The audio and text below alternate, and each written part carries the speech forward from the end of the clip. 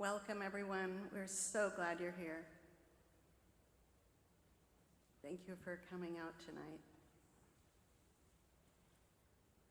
I'm Jenny Gordon, and with me here are Patty Hine and Karen Love Basinger. We would like to give thanks to 350 Eugene and to the First United Methodist Church Health Ministry team who are co-sponsoring this event. We are being live streamed and that will be recorded for you if you wish to share it with others or watch it again. We thank all the volunteers who are helping to bring this community grief ritual forward. Thank you. And thanks to all of you again as well for responding to this call to gather in community, to grieve all forms of life on this planet that we are losing or that have already perished. Together, we are moving through changes to our natural world that are devastating and deadly. Due to rising temperatures, some places on our planet are now uninhabitable. Wildfires are raging our forests, and glaciers are melting, and sea levels are rising. Our Earth is forever changed, and so are we. We come together to acknowledge that this is so. In response to this painful truth, we are gathering in community because the magnitude of all that we are losing is too much for one person to feel and experience and be with alone. We need each other. When you came into this space, you hopefully picked up a river rock or two. You might be holding them in your hand. Does everyone have one? I hope. Okay. We invite you to hold this stone right now with intention. As you listen to the music, view the images, and feel into the words shared tonight, you can let that river rock begin to absorb a small measure of what you are feeling. Midway through our program, we will ask you to come forward to the front of the sanctuary and release your river rock here into our pool, our common pool of water. And later, Karen and I will pour that water back into the earth, and tomorrow afternoon we will take the rocks and place them back into the Willamette River. Finally, we gather to celebrate the beauty of our natural world and all forms of life that continue to call it home. May our lamentations transform mourning into meaning and deepen our connection with each other in community.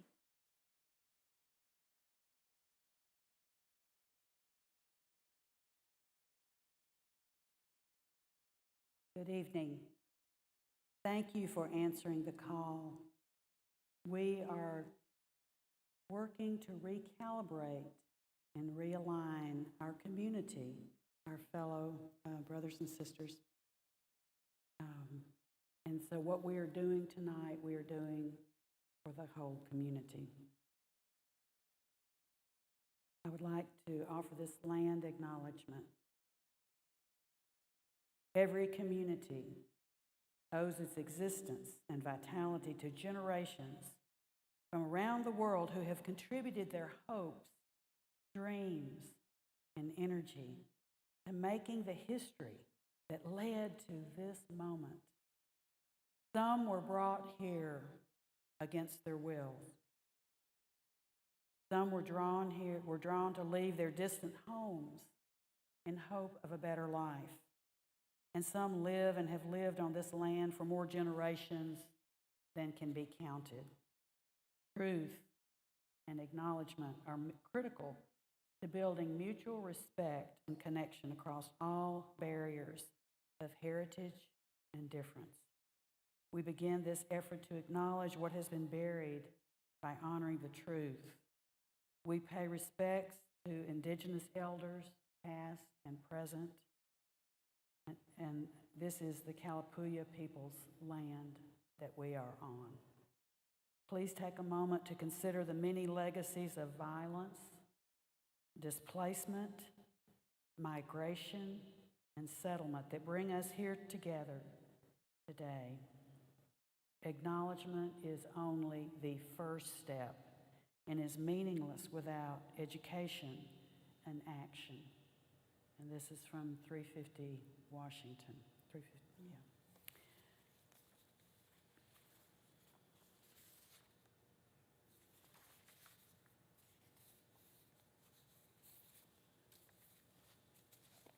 And now we will share in a heart lock-in process that is to get our hearts in coherence so that this work that we're doing here tonight will be coherent, where our hearts will be aligned.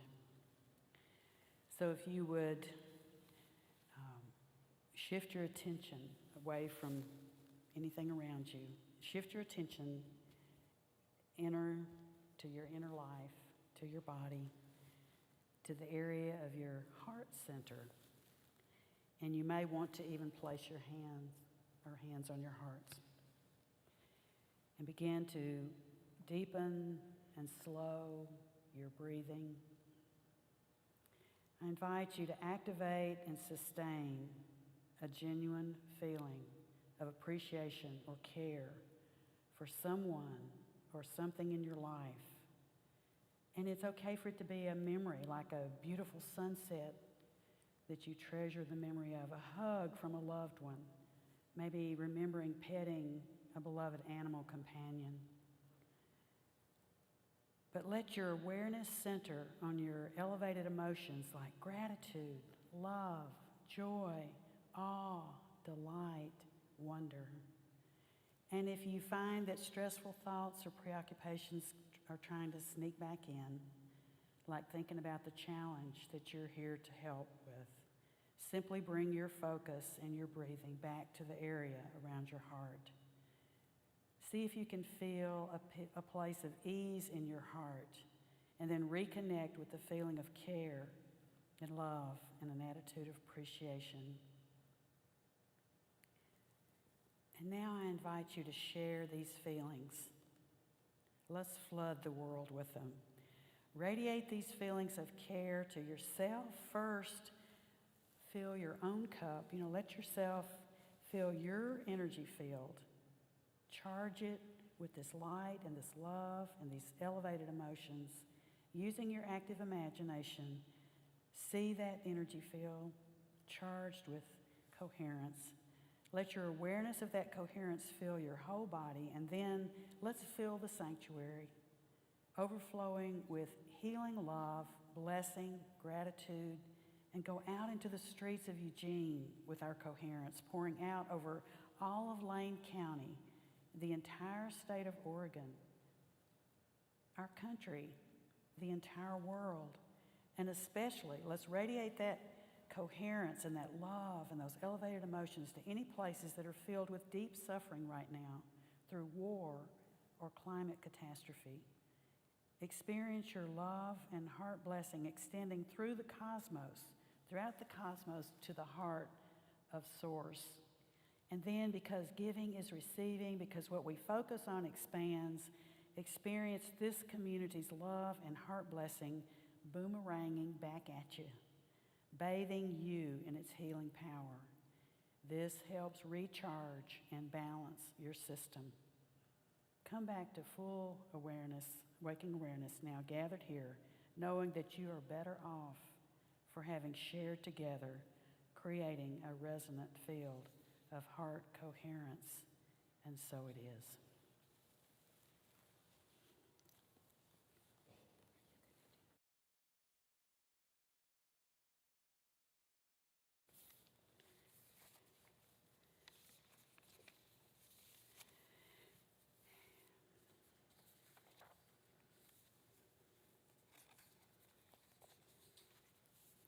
Now for our invocation.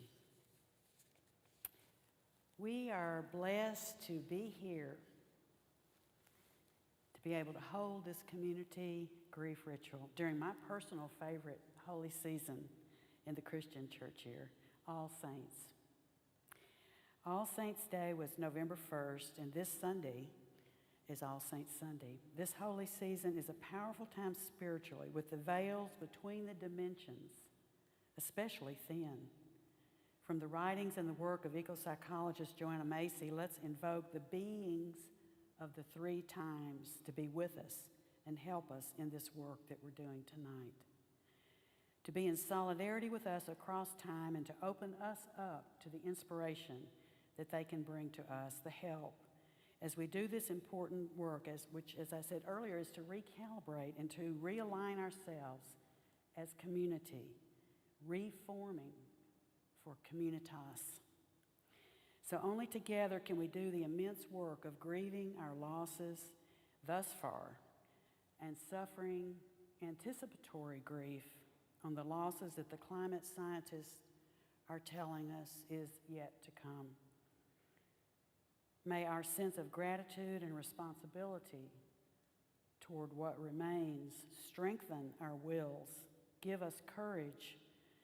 May our resilience, our capacity to persevere and care for creation grow through this shared time. So what I'm going to ask you to do is this is a Joanna Macy process. Let's stand, and you're going to just kind of murmur some names. You don't have, we'll just say these. So please stand. We're going to honor the beings of the three times. That's the past, the present, and the future.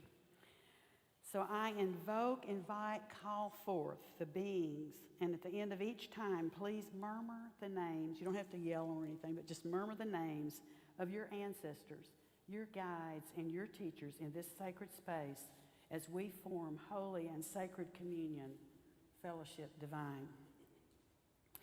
Be with us now, all of you who have gone before. You, our ancestors, our guides, our teachers, you who walked and loved and faithfully tended this earth, be present to us now that we may carry on the legacy that you bequeath to us. So aloud and silently in your hearts, we say your names and we see your faces. So this is a moment for the ancestors.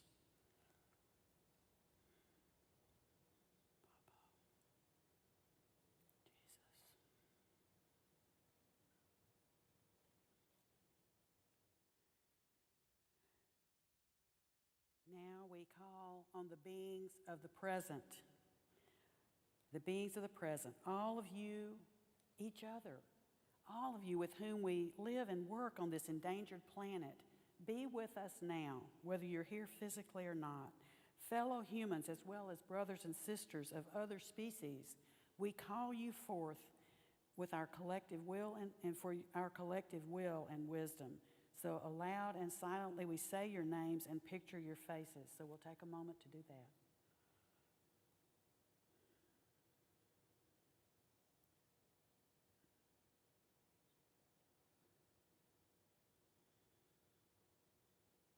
Lastly, let us invoke the beings of the future. You who will come after us on this earth, be with us now. It is for your sakes, too, that we work to heal our world. We cannot picture your faces or say your names, you have none yet, but we feel the reality of your claim on life. It helps us to be faithful in the work that must be done so that there will be for you as there was for our ancestors, blue sky, fruitful land, clear waters. And now this one is in silence for a moment.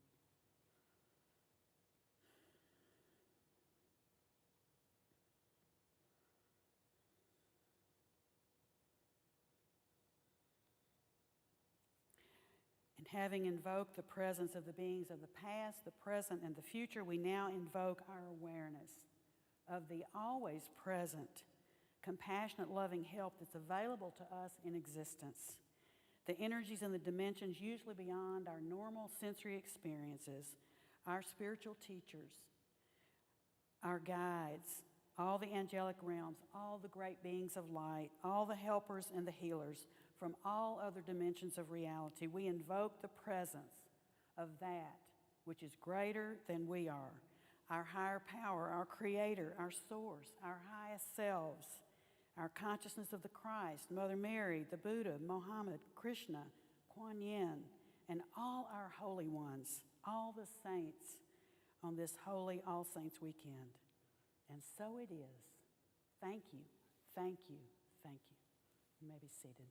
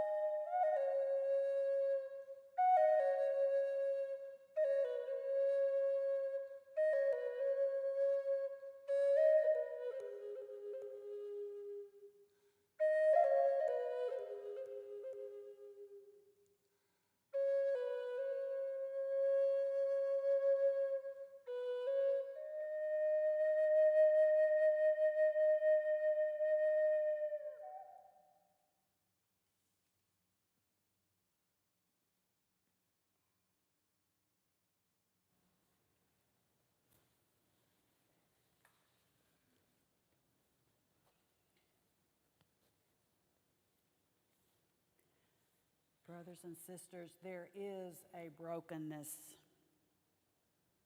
out of which comes the unbroken,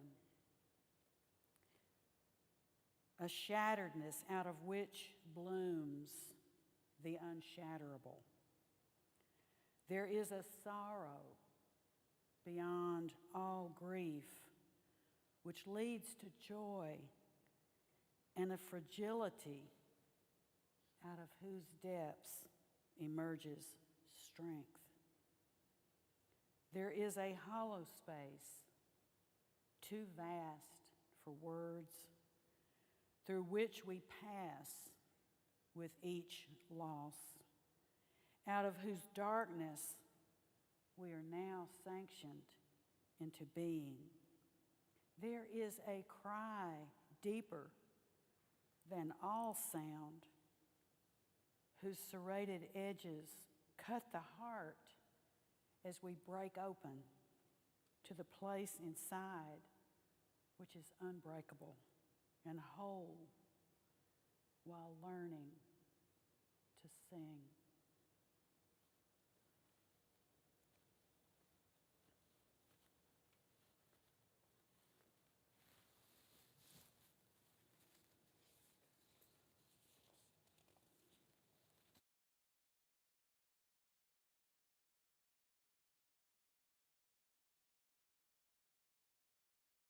Good evening. My name is Patty Hine. I am a 67-year-old gender nonconforming Pacific Northwesterner, descended from settler colonialists who fled poverty and persecution in 18th century Northern Europe. I had the privilege of growing up working class, attending college, serving in the United States Navy, and later as a college instructor, until I retired 5 years ago to become a full-time community organizer with my wife, working on the most existential problem our species has ever faced: human-caused climate change.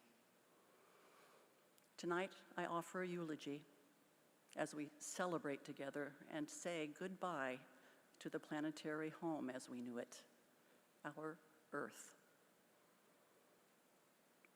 I would like to start by situating ourselves in time and space in this unique moment in which we find ourselves. Close your eyes if you're comfortable, and slowly take a deep breath in and out. Going inward. As you take a second and third breath, focus your attention on your body, how it's resting in the pew, and how you're feeling if it may be tense. With this awareness, and perhaps relaxing more deeply as we go, I invite you to join me in this vivid visualization. Our cosmos has no edges or limits. So in your mind, cast your gaze way out into the many universes that occupy this cosmic realm. It's black. It's infinite. Now consider our universe and the known galaxies within it. There are trillions.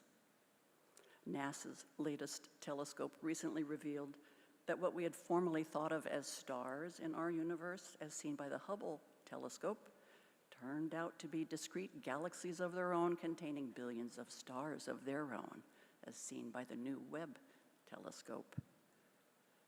There are still big surprises. The Milky Way is a spiral galaxy. It's where our solar system is. It has several billion stars, but one particular and familiar one that we call the Sun. And around this special star orbit 9 planets. The third one, miraculously, is where we call home, spinning and orbiting for over 4 billion years. Earth has evolved over a stretch of deep time with extraordinarily unique features, such as the delicate and thin protective atmosphere that moderates solar radiation, and terrestrial masses populated by a shocking array of plant and animal species, many microscopic and not as yet even discovered. The land, it's surrounded by moving, mostly salty, water, teeming with life and shocking and lovely variety, utterly unparalleled in diversity and abundance. Words are really inadequate to describe it. Scientists understand there are up to 8 million species, but estimates vary widely. Sadly, all species are currently in decline, and over 100 species, not individuals, not populations, but species, are gone every day. They go extinct due to anthropogenic, human-caused climate change. And did you know there was a background extinction rate? The one that we're experiencing is 1,000 to 10,000 times greater. Astronauts report a deep sense of unfathomable beauty and tenderness as they looked down upon our small but spectacular marble of swirling bright clouds, mountains, and rivers. They expressed dismay that civilization has artificially and most oftentimes violently divided up and tamed what was once wild and flourishing. In your mind's eye, from space, you can visualize the real effects of the accelerating heating up of our once stable climate, the bleaching of the Great Barrier Reef off Australia, the breaking up of the West Antarctic ice sheets, and the disappearance of Earth's once ubiquitous mountaintop glaciers. Climate change is also disrupting the global network of currents that connect the oceans with a slowdown of the deep, overturning circulation that carries carbon, heat, oxygen, and nutrients from Antarctica around the globe. And at the surface, ocean currents are becoming more energetic and unpredictable as they warm. Our Earth has a deadly energy imbalance, the devastating effects of which world leaders and extractive industries have known for over 50 years, and we are now seeing daily in the news. As we bring our awareness back to this room, we ask, how is it possible we're coming together to celebrate the life of the earth as we knew it? How is it possible we are in the middle of the 6th great extinction? It's a long story. It's a story of our human evolution and our propensity to fear only near-term threats, ones that jeopardize our immediate safety. Climate change has been an evolving threat since the relatively recent advent of industrialization, and our brains did just not develop to react to it as the emergency that it is. This allowed for the burning of ultimately disastrous levels of poisonous pollution, relentlessly, very often invisibly, and certainly without accountability, dumping catastrophic levels of toxic waste into our fragile atmosphere and waterways, followed then by government and polluting corporations telling an unsuspecting public that it was all necessary and good. Nothing to see here. Cancer alleys, birth defects, brain damage, death from air pollution, from which, according to the World Health Organization, 6.5 million people die every year. Endocrine disrupting chemicals, diseases of despair, health indicators of every kind are falling. There is no end to the well-funded public relations and legal machinations of capitalism to hide its wanton disregard and disrespect for life and health, and its fierce loyalty to short-term profits at any price. So where do we stand? On the third planet from the sun, in the Western Hemisphere, midway between the equator and the North Pole, near Oregon's coast in the Willamette Valley. In this space, in these bodies, through which, through no effort of our own, materialized here in this form, in this moment, where do we stand? Why are we here? To become conscious, to wake up, to be grateful, to be humble, to acknowledge our insignificance and the impermanence of it all, to accept responsibility, to act as individuals and collectively. I like what the writer Barry Lopez wrote in his book of essays by the name of Embrace Fearlessly This Burning World. He said, "We must overnight invent another kind of civilization, one more cognizant of limits, less greedy, more compassionate, less bigoted, more inclusive, less exploitive." End quote. It's up to us to invent it. We created this one, and we can create the next one. My friends, we've all left the Holocene, an epoch of relatively cool and stable climate, to arrive in the Anthropocene. After 200 years of no-holds-barred mining, deforestation, fracking, genetic modification, and burning substances that really belonged to stay in the ground, we have blown past the Earth's very limits. This eulogy recognizes that Earth will go on, but not as we have known it. Our Earth has a natural thermostat, unlike other planets that have lost their atmosphere and turned into hot deserts. Earth finds its way back from extinctions. But we should be prepared to say goodbye to the world of biodiversity, because we have exchanged shared prosperity and appreciation of beauty for convenience, excessive material comforts, indifference to the suffering of other living things, and the wondrous ecosystems on which all things depend.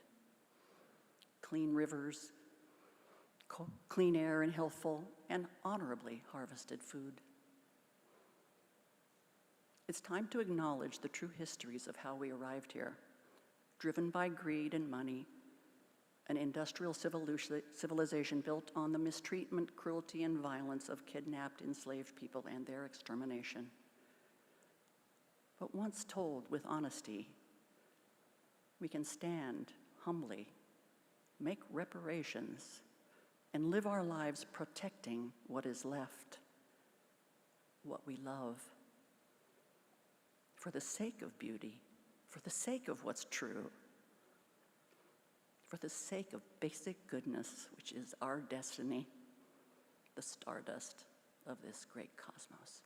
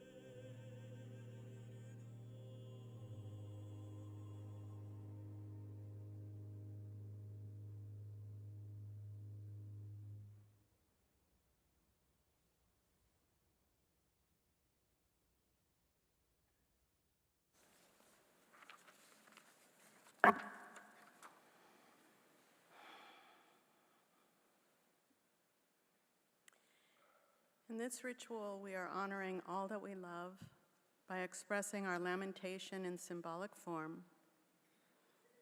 As our musicians accompany us, we invite you to walk up to this bowl of water right there and release the stone that is holding your grief. Any and all grief and suffering is invited to the bowl.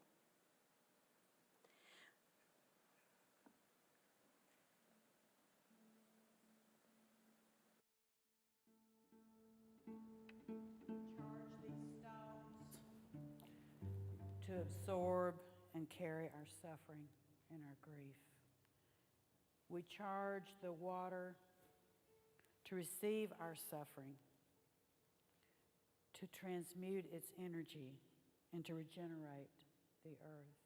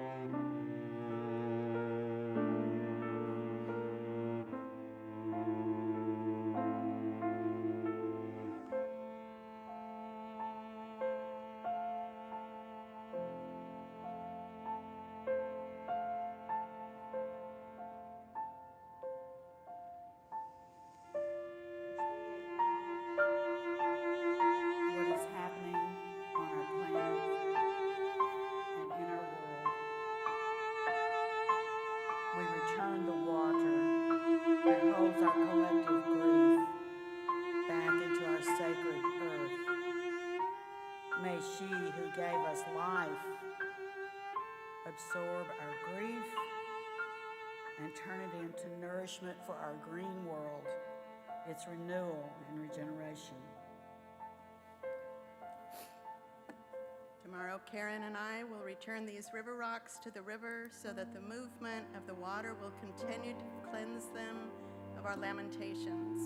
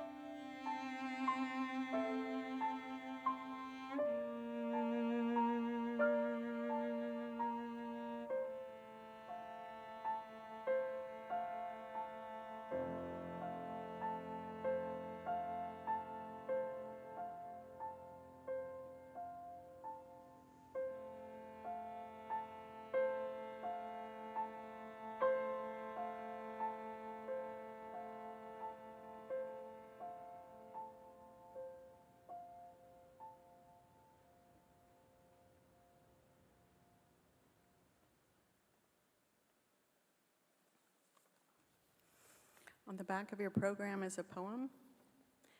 If you would stand, and this side will do the unbolded part. I will lead you, or I'll be with you in that, and Jenny will lead the bolded part. So let's, if you would face each other, if the two sides could face each other.